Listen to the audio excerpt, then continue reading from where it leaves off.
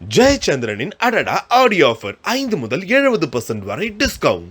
GT Holidays, South India's #1 travel brand. You know you are special when you're with GT Holidays. பழைய நகையை கொடுத்து white 11 மந்த்ஸ்ல அதே அடைக்கு புது நகையை எடுத்துக்கோங்க. எக்ஸ்ட்ராவா ₹1 தர வேண்டாம். Magic old gold exchange.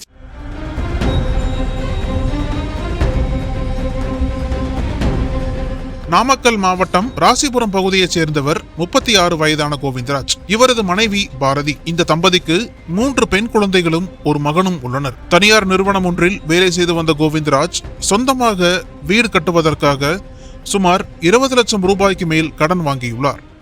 ஆரம்பத்தில் முறையாக பணம் செலுத்தி வந்த நிலையில் காலப்போக்கில் அவரது தொழிலில் நஷ்டம் ஏற்பட்டதால் கோவிந்தராஜ் தனது கடனை கொடுக்க முடியாமல் பல்வேறு இன்னல்களுக்கு ஆளாகியிருக்கிறார்.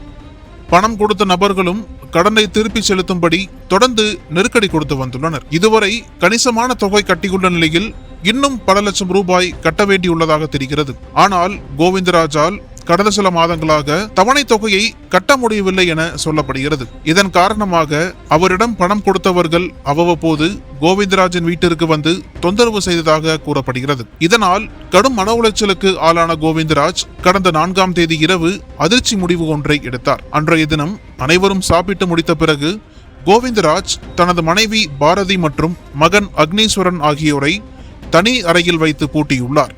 அதன் பிறகு தன் வீட்டில் வைத்திருந்த அரிவாளை எடுத்து வந்து தன்னுடைய 3 மகள்களான 9 வயது பிரக்திசா, 7 வயது ரித்திகா ஸ்ரீ, 3 வயது தேவஸ்ரீ ஆகியோரை கொடூரமான முறையில் வெட்டியுள்ளார். இதில் இரத்த வெள்ளத்தில் சரிந்த அந்த 3 பிஞ்சு உயிர்களும் அந்த இடத்திலேயே துடிதுடித்து உயிரிழந்துள்ளனர். அதன் பிறகு தன்னையும் மாய்த்து கொள்ள முடிவெடுத்த கோவிந்தராஜ் தான் வாங்கி வந்த விஷத்தை குடித்து தற்கொலை செய்து கொண்டார். பின்னர் இவர்களுடைய அலற சத்தம் கேட்டு ஓடி வந்த அக்கம்பக்கத்தினர் இது குறித்து ராசிபுரம் காவல் நிலையத்திற்கு தகவல் தெரிவித்தனர். அதன் பேரில் உடனடியாக ஸ்பாட்டுக்கு வந்த போலீசார் உயிரிழந்த 4 பேரின் உடல்களை மீட்டு பிரேத பரிசோதனைக்காக அனுப்பி வைத்தனர். தொடர்ந்து இச்சம்பவம் குறித்து வழக்கு பதிவு செய்த போலீசார் இந்த விபரீத முடிவுக்கு கடன் தொல்லைதான் காரணமா அல்லது வேறு ஏதும் பிரச்சனையா என பல்வேறு கோணங்களில் விசாரித்து வருகின்றனர். கடன் தொல்லையால் 3 மகள்களையும் வெட்டி கொன்றுவிட்டு தந்தையும் தற்கொலை செய்து கொண்ட சம்பவம் நாமக்கல்லில் பெரும் சோகத்தையும் அதிர்ச்சியையும் ஏற்படுத்தியுள்ளது.